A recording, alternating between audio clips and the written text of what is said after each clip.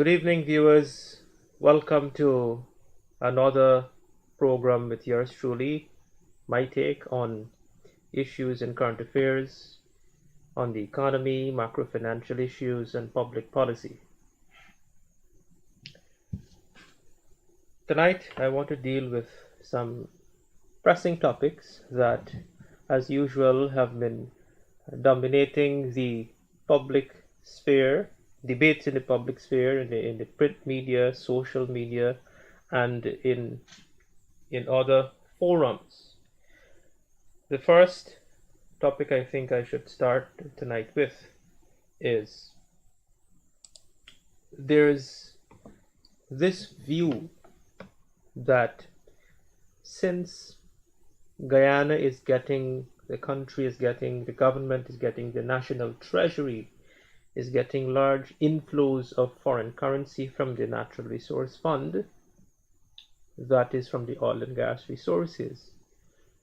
Why is the local currency not getting stronger or appreciating against the US dollar? And I sought to deal with this issue recently in my writings. I've written a few technical articles on this recently, and as I am speaking to you right now, my most recent article was just published by one of the online media outfits, and as I just circulated before I came live on here, my phone is blowing up with messages from those groups in which I circulated to, and a large number of business executives on the topic, and they're very interested to understand my take on it. We've seen contributions from even professionals and economists from within the region have made the case of whether the dollar should be revalued, we should revalue the currency. Then recently, you will note in the media from time to time that the private sector has been complaining about availability, not, I use the word availability and not shortage of foreign currency to conduct their regular day-to-day transactions. So let me state clearly that we don't have a foreign currency problem. We don't have a foreign currency shortage. What we have from time to time is availability due to demand and supply in the market for foreign currency, and there are some other factors as well that contribute to that, but I don't want to get into those tonight here. Let's just deal with the topic for now in a broad sense. So let me read for you a summary or the main highlights from this article that I just published. And the main highlights are: first, there is no substantial depreciation or appreciation of the Guyana dollar. There is, however, fluctuation of the exchange rate, which is a consequence of market forces. Notwithstanding, the exchange rate remains relatively stable. And there is a chart that I have in this article, which is on my social media pages, and you'll see the movement of the exchange rate, up and down movement, and there's no substantial movement in terms of appreciation or depreciation. The current monetary and exchange rate policy framework of exchange rate stability remains most suitable at this time. And this is especially important considering the risks should there be a change in relative prices. This could be detrimental to the non-oil export sectors, whereby those sectors could become internationally uncompetitive. Now let me pause here and explain this a bit. Change in relative prices. This is what is often referred to as the Dutch disease. And this term, Dutch disease, was introduced or has been introduced in the Guyanese context since the discovery of oil resources by academics, because this tends to happen in countries that have this huge windfall. They suffer from the Dutch disease, which is a change in relative price. So let me break that down for you. The first thing I want you to understand is that the value of the local currency is determined by market forces, and it is pegged to a basket of global currencies. Basically,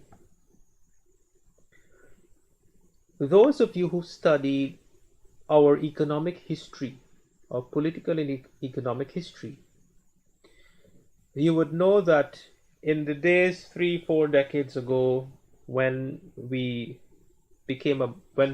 were suffering from an economic crisis, more or less, and became a bankrupt state, the Guyanese dollar underwent several periods of devaluation,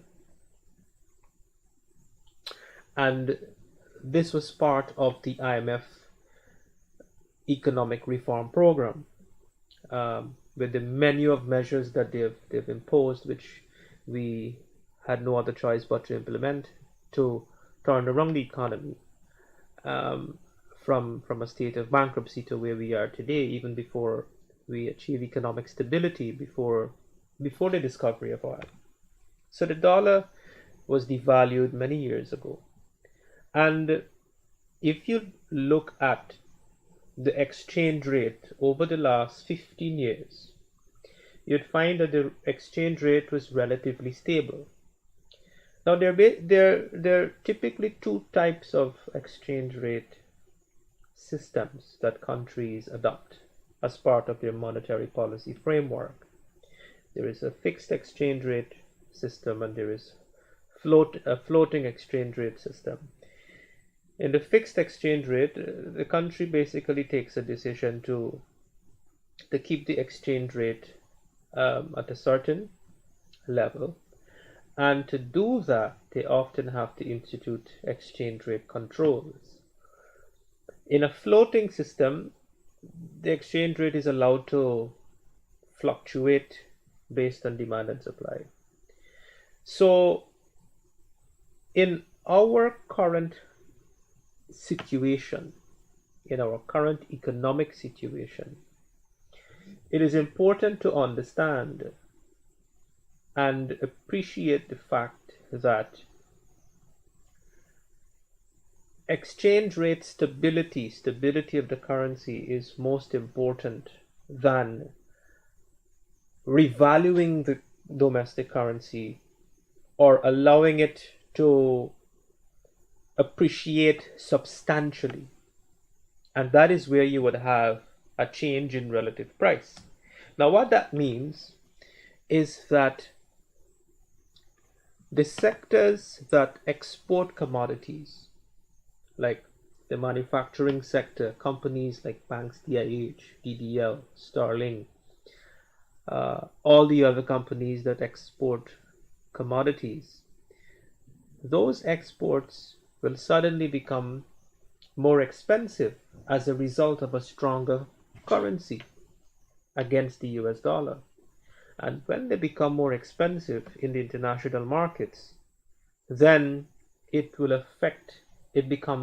those commodities then become less competitive, because we are not the only players in the international market that supply these commodities.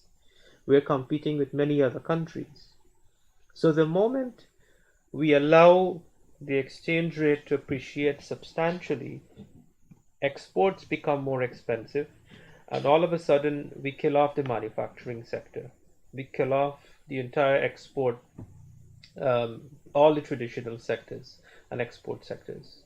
What do you think will happen to the economy, to the rest of the economy, considering how many persons the manufacturing sector and all other export businesses, how many persons they employ? What is the share of the labor force that they employ? What is the share of taxes that they contribute? What is the share of GDP that they contribute to this economy and to keep it going? On the other hand, the businesses that are involved in importation of commodities, those businesses that import commodities, they will become richer because imports will become cheaper. So your export commodities become more expensive in international markets, and your import commodities becomes far cheaper. Let me give you a relatable example. Already, you can put this to a test. You go to the supermarket. This water was produced by, this water was produced by a local company, locally produced. You go into the supermarket, you also have water, bottled water that we're importing from Trinidad, for example, and it's far cheaper than this. So imagine a commodity such as the most basic commodity, water. The ones that we're importing is cheaper than what we're producing right here. Imagine that will become far more cheaper and this would become more expensive. What do you think will happen? So it will be an economic disaster. And so this is what I want the viewers, you the viewers, and many others who are participating in this debate, including economists and academics. This is precisely why it is important right now, at least for now, the short term and the medium term, to maintain a stable exchange rate, to avoid that from happening, because we'll kill half of the productive sectors of the economy, and or perhaps more than half, and the importers are going to get richer. We can't allow that to happen. So that's basically why this is so important. Now that is one aspect of the discussion. The second aspect of this issue is, okay, fine, we understand that.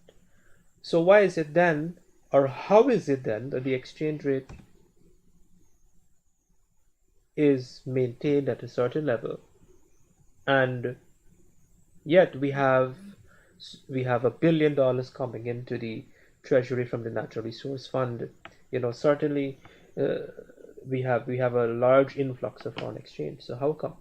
This is where the administration or management of the central bank that has the responsibility for administering monetary policy and managing that, this is where that comes in. And so one has to understand the different sources of inflows of foreign currency and the different sources of outflows. And the inflows are export earnings, the oil and gas resources, what the government receives in the form of the profit oil and royalties. There is inflows from the sale of carbon credit. There is also inflow from remittances, and when we borrow internationally, external debt, that is a source of foreign currency coming in. The outflows are, we got to pay for imports, we got to service our external debt, both principal and interest. We have a lot of international and regional companies operating here that brings in foreign direct investment. They also repatriate their profits to their home countries or their parent companies, wherever those parent companies are. We have expats here. They spend some amount of the money they earn here and then they send back the rest home, and so on. The reason why, just for you to understand how the system is functioning, you have the funds in the earnings from the oil resources. It's placed in in an account which is called a natural resource fund in the Federal Reserve Bank, which is in the United States. So that money is not here. The only money that comes here is the withdrawal that goes towards the budget, to finance the budget. And all of it does not come to the budget at once. The budget first has to be approved, goes through the approval process, and then every quarter, whatever amount is approved, a portion of that sum comes into the national treasury in 4 different installments, 4 different payments. Then you have the central bank itself, that the central bank holds our international reserve. That reserve is also held outside of the jurisdiction, not here in the economy. And the central bank has an important function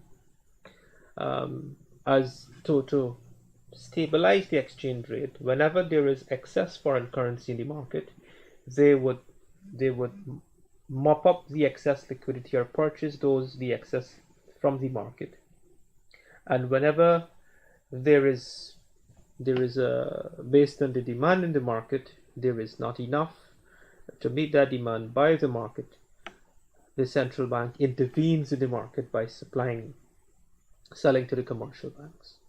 And then the commercial banks, they also have foreign currency balances. And so their balances, they have a large foreign sector asset, which as of March, the last time I checked, it was about 600 million US. They also have liabilities, so you really have to look at your net assets. Assets minus liability give you net assets, which is about 438 million as of March of this year, the first quarter. And about 90 to 95% of that is held outside, where the banks invest in other financial instruments, sovereign bonds, and so on.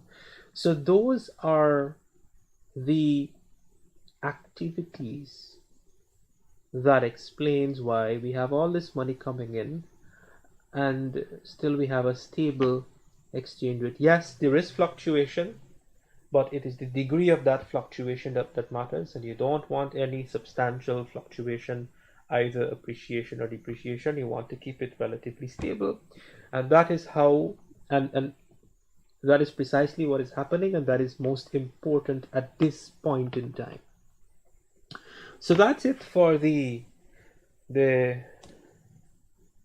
first issue that I want to speak to.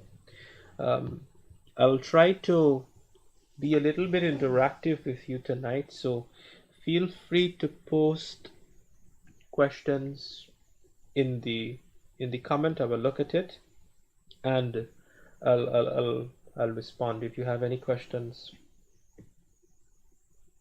on anything that I say, or if my explanation is not clear. So I'm not seeing any questions here so far.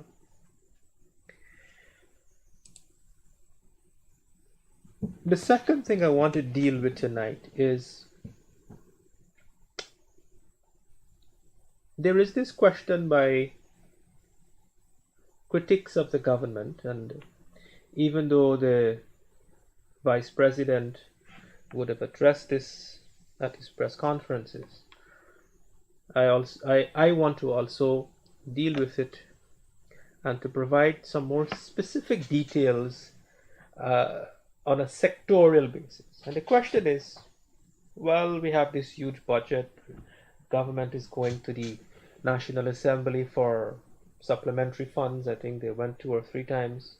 So the total budget for this year has actually gone over 800 billion, close to 840 billion thereabout, based on when you add the supplementary. So where is this money going? And how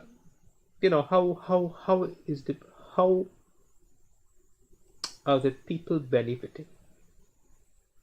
So tonight, and this is another article that I want to read parts of it that I've written, and this was published, where I looked at the agriculture sector.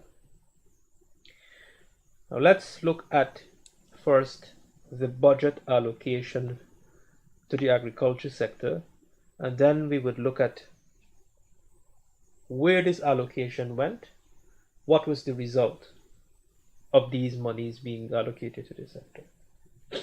So from the time this government got into office in 2020, the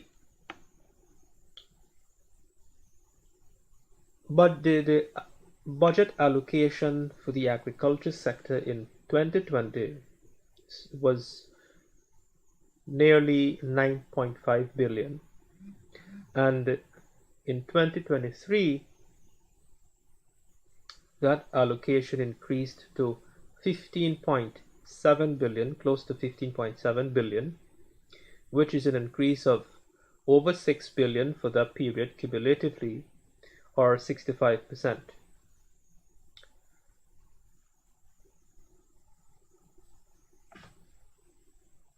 Now let's look at the export earnings. This is the budget allocation. Now let's look at export earnings from the sector.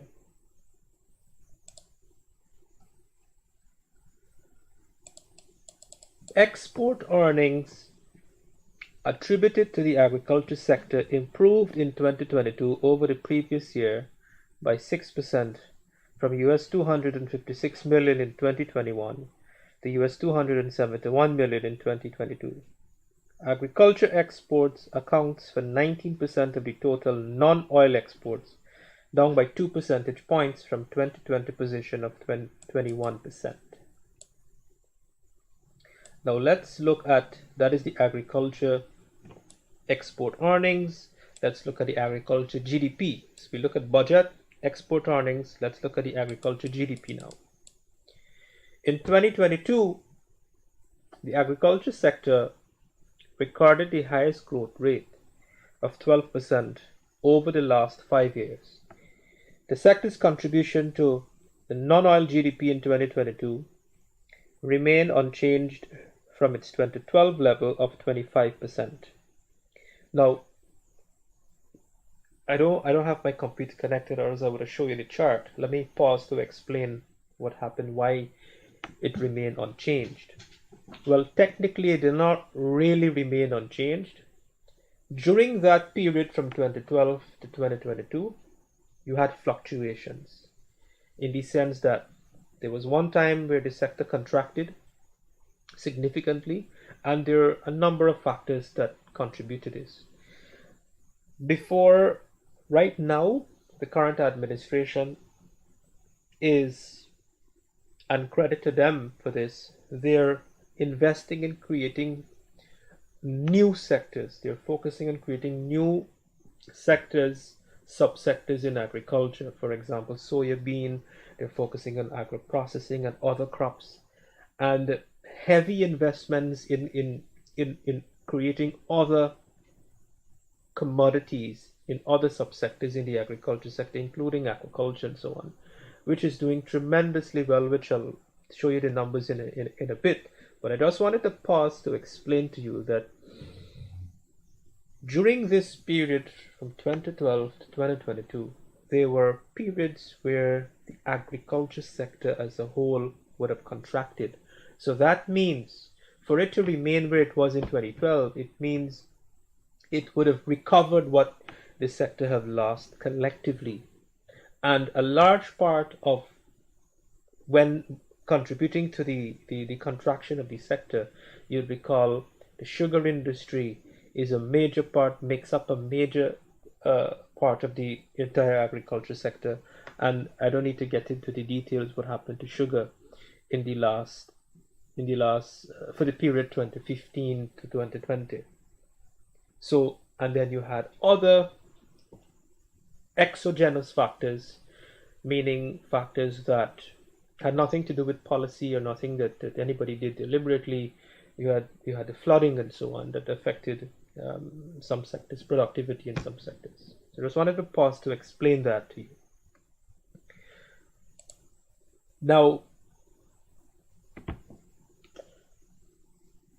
and here I have the exact numbers. For the period 2012 to 2022, the agriculture sector output shrank by 27.2 billion in 2016 relative to the previous fiscal year of 2015.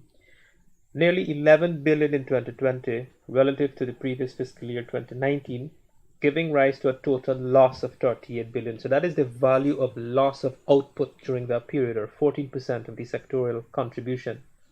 These negative outturns were attributed to several factors during the period, and I just explained those factors. Now let's look at the performance, and this is where I want you to pay more attention. Where has this 65% cumulative increase in the agriculture sector, what are the results of government policy, not just the allocation of resources, but also the policies, fiscal policy. Fiscal policy meaning the government would have removed taxes from agricultural equipment and a whole host of other items to drive the sector, to get more production out of the sector. To get more production out of the sector means that you need to get more people involved as well. So it is not just a commodity we're investing and we're producing, but people are involved. That means people are also benefiting in a positive way from this. Let's look at what the details look like. Production of aquaculture and inland fisheries was recorded at 135,653 kilograms in 2020, which increased by 643% to reach 1,003,302 kilograms by the end of 2022. The 2023 target is set at 3,061,000 kilograms, representing an increase of 2,123% over 2020. That's a positive outcome. In 2021, a total of 30 farmers were trained in aquaculture practices, and in 2022, 434 farmers were trained, bringing the total to 464. The target for 2023 is another 300 farmers to be trained, which will bring the total number of farmers who benefited from this program to 764 by the end of 2023. This is the kind of information and data that the media should be bringing to you, but they're not bringing this information to you. Continuing, for the period 2020 to 2022, a total number of 16,378 licenses were processed by the Fisheries Department. The target for 2023 is 6,845, which will bring the total to 23,223 new licenses issued by the end of 2023. Now, who are getting these licenses? People. From 16,000 to 23,223. All these are positive developments that the media does not report on or inquire. In 2022, a total number of 6,030 farmers were trained in sustainable agricultural practices, with another 11,000 targeted for 2023, thus bringing the total number to 17,030 by the end of 2023. So from 6,000 farmers trained in sustainable agricultural to 17,000 by the end of 2023. In 2022, a total of 101 farms were certified to produce wholesale food and agricultural commodities for export. In 2023, the target is another 150 farms to be certified, which will bring the total to 251 certified farms by the end of 2023. There is more. In 2022, a total of 161,239 acres of cropland were under cultivation, which is projected to increase to 166,018 in 2023. In 2022, 42,032 acres of new farmlands were made available, with another 43,333 to be made available in 2023, thereby bringing the total of new available farmlands for the period 2022 to 2023 to 85,365 acres. So you see where the money is going? The money is going to license more give persons more fishery license, train farmers in agricultural practices, increase production in aquaculture, right? Investing in making available over 80,000 acres of new farmland for cultivation. Now let's look at farm to market roads for the period. Is there any question? I don't see any question here.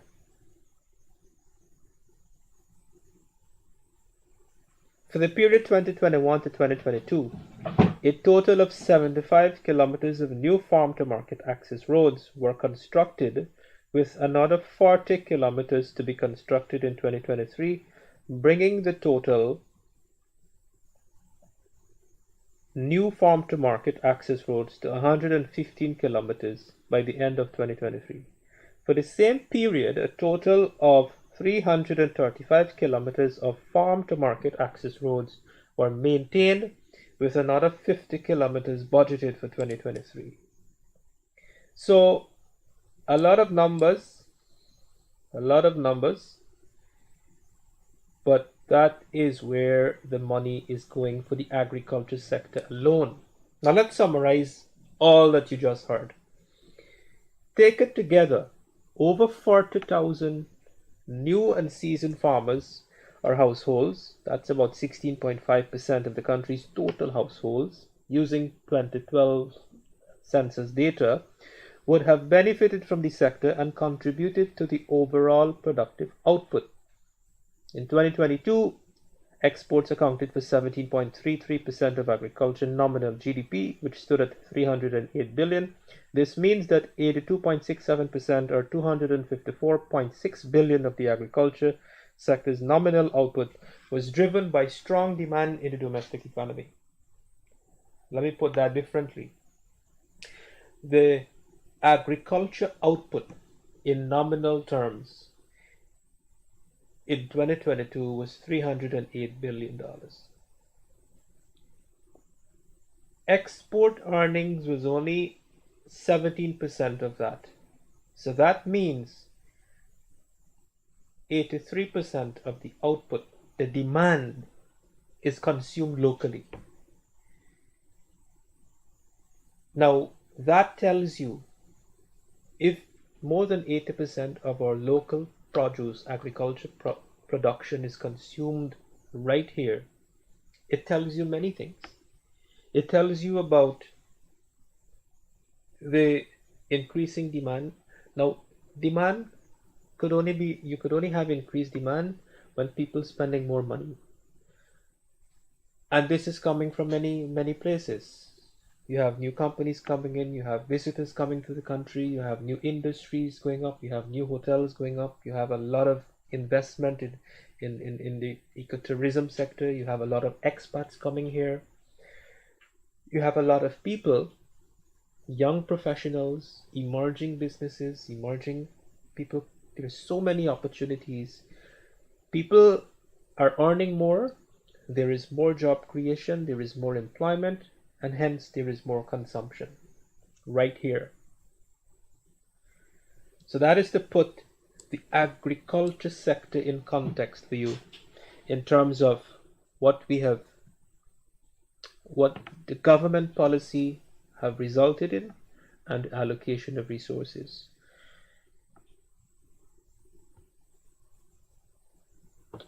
So I'm not seeing any questions here yet. Let's move on to the other topic for tonight. Now let's move away a little bit from the numbers and talk about some other issues. Those of you who follow me religiously would observe that, and not only me, there was a big social media debate as well as debate in the local media in Guyana and in Trinidad and Tobago.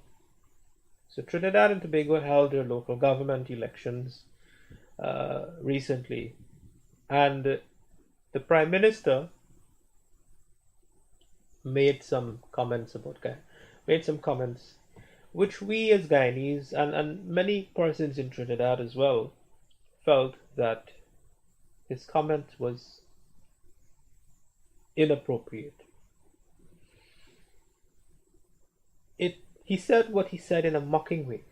And this is a long history of behavior between the two countries and the people, where there is a view that, historically, Trinidadians were arrogant towards Guyanese.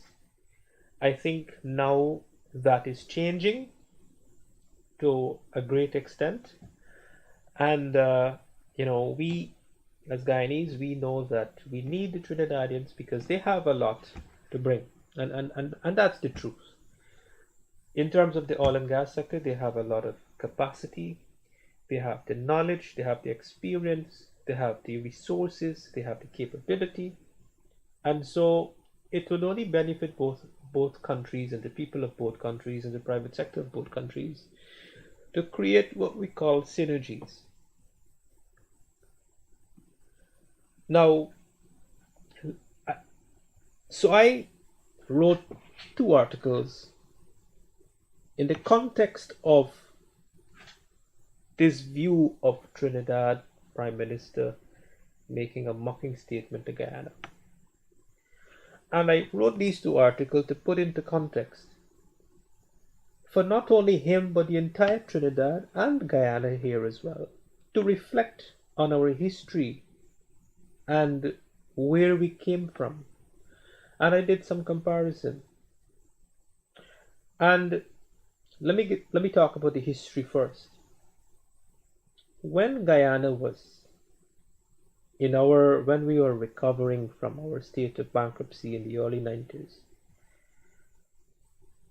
the Trinidad then Prime Minister, who was former Prime Minister Bastio Pandey, was very generous towards Guyana. And that generosity, I think I should say this because people close to persons who were intimately involved in that time, in what took place at that time, knew of the relationship between the 2 countries and the 2 countries' leaders.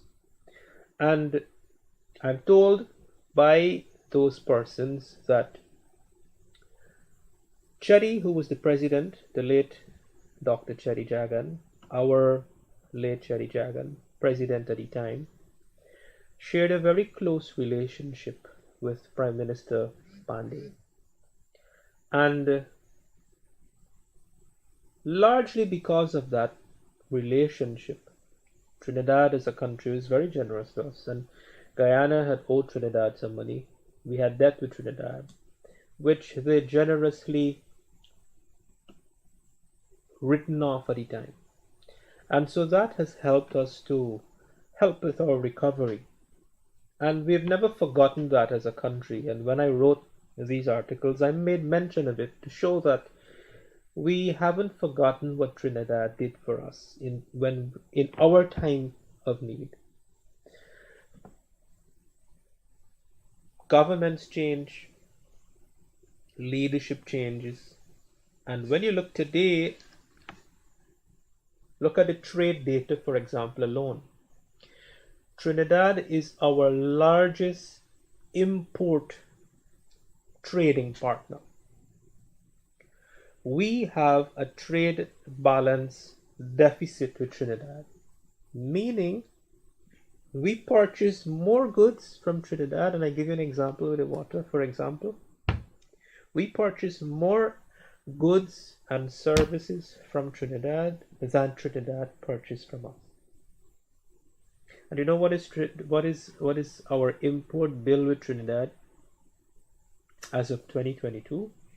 $1 billion. $1 billion US dollars. That's 200 billion Ghana dollars. Our export to Trinidad is inconsequential, insignificant. So they have a surplus with us. So every year they get $1 billion from us in trade alone, $1 billion US dollars from us in trade alone. Then they have all these Trinidadian companies, regional companies here. There's a lot of Trinidadian businessmen and professionals here as well that contribute. So when you look at the net contribution from Guyana to Trinidad economy, and I did some estimation and some calculation based on these numbers, every year they get north of $1 billion to their economy from us. And to put that into context for them, it's enough to it is enough to pay their annual debt payment, service their external and domestic debt. That is what their debt payment is every year, about just over $1 billion. To put that into context. And their economy has not been doing so well since 2015.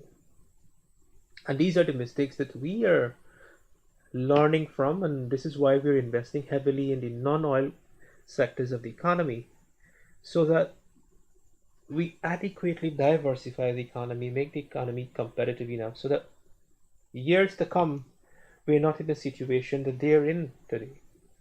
And they're in a declining phase where they would have lost about 17% of their GDP in just 7 years. To put that 17%, to quantify that 17%, it's about over $4 billion US.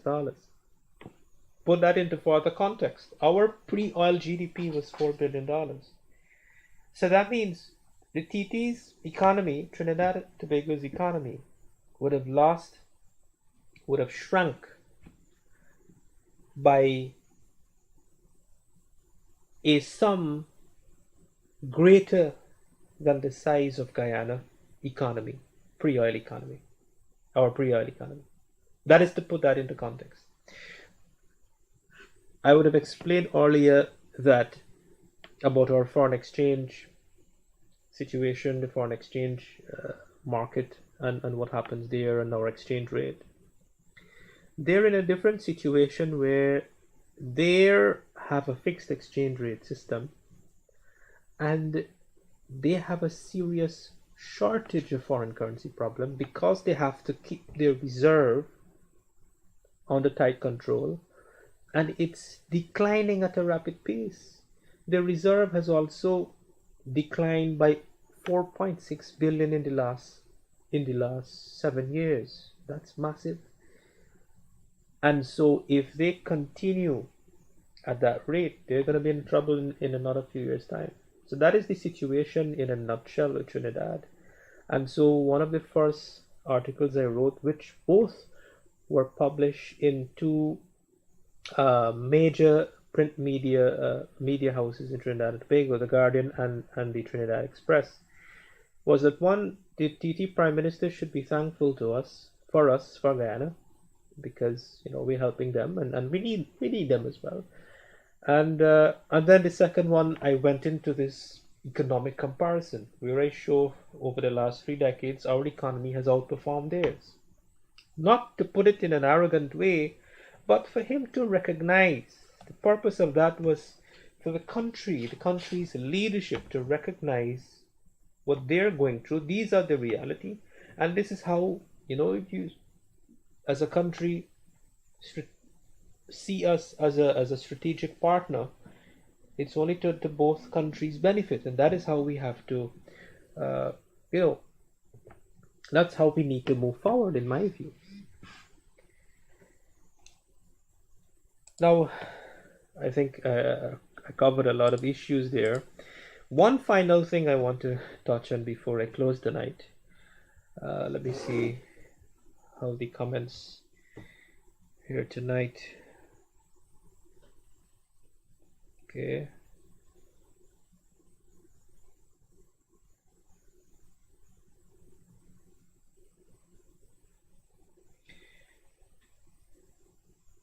Food. Okay, I see somebody post something here. Let me respond to it.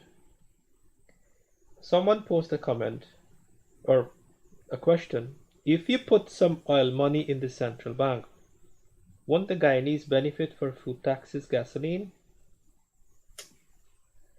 Now let me respond to that question. I think what the person is to translate the question differently, they're asking, could we take some of the oil monies and give Guyanese food taxes, or remove taxes on fuel, gasoline at the gas station, for example. Uh, so here's some important facts that maybe, which I've said many times here. If you look at the global, what's happening globally, there are many countries that, in Guyana, let me use a dialect that still can't catch the length since the COVID pandemic. The pandemic came and disrupted supply chains, and not only disrupted supply chains, it created economic hardships for many countries that were not fiscally resilient.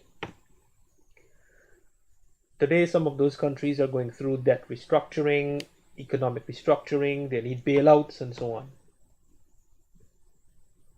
We, despite what happened in 2020 when the pandemic hit us, we had elections fiasco, we had to get emergency budget.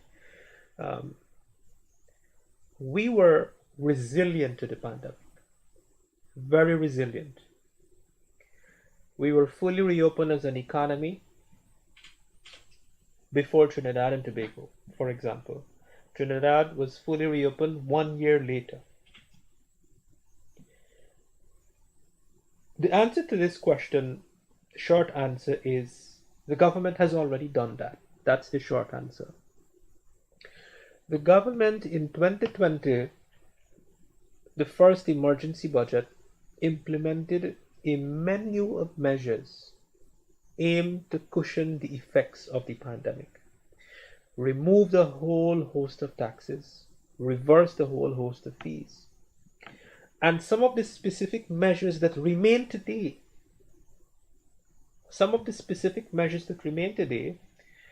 the fuel, the excise taxes on fuel, gasoline, was 50%. That was reduced to all the way down to zero. There were a gradual reduction by 10%, 20%, and then it came down to 0%. So 50% excise taxes on fuel, and that's one measure, was removed completely and remained. It was not, it was not re-implemented. What did that translate to? That one measure alone resulted in the government foregoing of $20 billion in annual revenue. That excise tax brought in $20 billion on average in annual revenue. So that's $20 billion that they've given up from one measure. And you have this guy, the opposition chief economist, advisor to the opposition leader.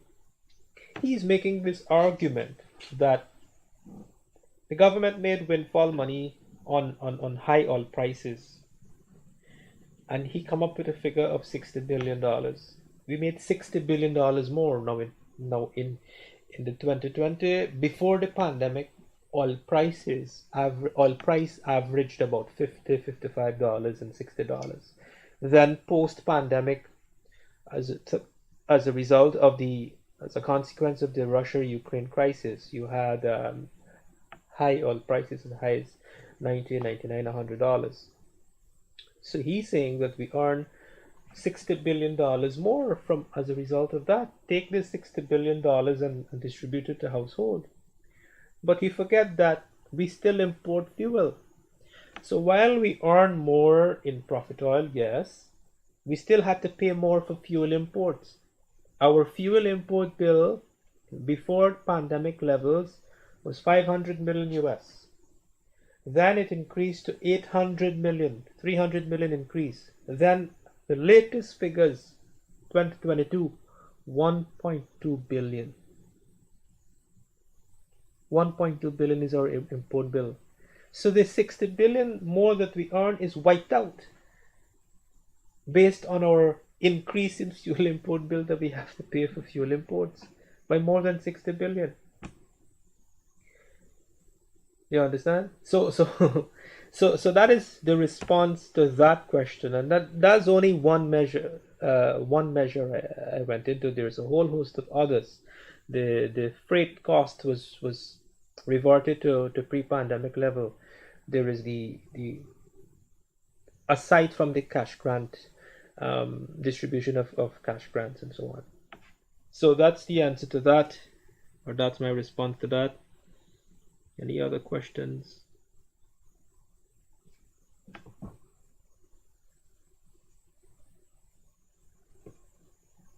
All right, so let me get into the last thing I want to talk about today. Now, I see at the Vice President's last press conference, you would recall that I wrote a letter in the media stating that the government should de-recognize the OGGN. And we went through who are the players of the OGGN, this oil and gas governance network. It's aligned with the Glenlals and so on. And the question was posed, they came up with this proposal. I have 7 minutes to complete this point. They came up with this proposal of a growth split. Let's say here what happened. First of all, there was a consultation period when the government was putting together the new fiscal model, the new PSA model. They didn't make any contribution then. That's done and gone. We pretty much have a new model already finalized. Now, at this hour, they're making this proposal for this growth split. Say, hey, Wapin, don't worry, audit the oil anymore. Don't fight up to build capacity to audit. Let's introduce this growth split, which basically is which they're proposing, out of every 100 barrels of oil produced, the government takes 55 barrels, and the oil companies get the rest. You don't got to worry about cost recovery and cost oil audit. So, when they introduced this thing, it prompted me to do my own research to understand, because when I was reviewing the new PSA and look at these models, I never came across this growth split model that they're proposing. So I went and I did some research of my own. And the findings of my research, let me give you the findings before I get into the details. The findings is that it is not that simple. It is not that simple and straightforward. And there is a background to this new model, which was only recently introduced by a country called, by Indonesia. And to Indonesia's credit, it was Indonesia that first pioneered the production sharing cost recoverable model many, many years ago, decades ago. And the global industry adopted that framework. And now they're pioneering another model. But there's a background to pioneering this new model. And the background is that over the last few years, or more than few years, Indonesia has been experiencing a progressive decline in their oil and gas sector in terms of earnings to the state. And they've had many other challenges over the years with cost oil audits and regulation, and there's a lot of literature surrounding that. So they decided to abandon that and introduce this new growth split model. What these guys are not telling us, though, is what are the problems with this model. And I'll read for you 2 paragraphs and I'll explain it to you. The growth split system is based on technical parameters adjust to cost variation due to these parameters. For instance, the percentage to government in deep water would be less than in shallow water, or highly productive wells would have a higher percentage to government than wells producing lower volumes. However, such parameters based on growth splits do not respond to other reasons for differences in costs. Emphasis: differences in costs. For instance, the cost of an onshore well to the same depth could be very different depending on market conditions. During certain periods or in certain areas, there could be scarcity of drilling rigs or drilling services. This means that the costs of wells could be different due to these market conditions. Such cost differences are not captured by the growth split parameters. This means that these systems are strongly cost regressive. Increase in costs due to market conditions reduce strongly the level of profitability. Market conditions are often beyond the control of the investors. Let me translate this for you quickly in 2 minutes. These guys are taking a complex issue and trying to deal with it in a simple way. The thing is, it is far more complex than how they think it would work in a straightforward way that they put it over. The problem Indonesia is getting with this model, which is not yet proven whether it will yield the result because this was only introduced in 2017. They are now going through a bid round with this new model. And because of this issue where the growth split, to take 55 out of every 100, the economics, the cost structure of every well is different. And so it would be to the disadvantage of the oil companies. They could very well make a loss. And when they do their calibration, when they do their modeling and realize based on the cost structure and the economics of these different wells, it would not be feasible for them, what do you think would happen? It would not stimulate investment. It would not incentivize investment there. Right now, there is reluctance in Indonesia by oil companies to adopt this framework and to participate because it's far more complex. And the reason why these guys are recommending this for Guyana, because they're saying, and this is the point here, they're saying based on what the GRA says that the oil companies are taking up all the trained auditors. We don't have enough auditors, we don't have enough capacity. Let's forget about the audit and go to this so we don't have to audit. What they did not recognize is even though you're going to abandon the audits, if you're to adopt this, you still have to develop a new capacity because there's a ton of literature on a ton of empirical work on this very Indonesia case where the fiscal framework is much more complex than this simple split. It is not just this simple split because to cater for the cost, the different cost, the structure of each well, the country now, the regulator would have to build the capacity to develop that expertise to be able to calibrate the formula for each well, which is completely new. Now, let's make sense out of nonsense. We already have auditing capabilities. We've been auditing for many, many years, albeit not oil and gas. It is a transferable skill, which means it could be easily developed by forming consortium and partnerships. So abandoning one and then you have to develop one that is completely new, which one is better? Isn't it better to build the one that we already knew rather than having, because it's the same amount of people, human resources that you would need to do the audit, it's the same amount of human resources you would need to do this aspect in this new model. So these guys, they did not study this thing properly. In a few days, I'll be doing a thorough piece on it, but they did not study it properly. They did not understand it properly. They did not understand the complexities, but they want to impose this on Guyana and present themselves as the authority and the expert on this. They're not. So look out for my forthcoming piece on it, which I'll get into more details. I'm in the process of studying the entire framework, all of it, and I will be publishing something on it soon. So with that, thank you. Thank you for listening. Thank you for joining. Please hit the share button and see you again in another few weeks.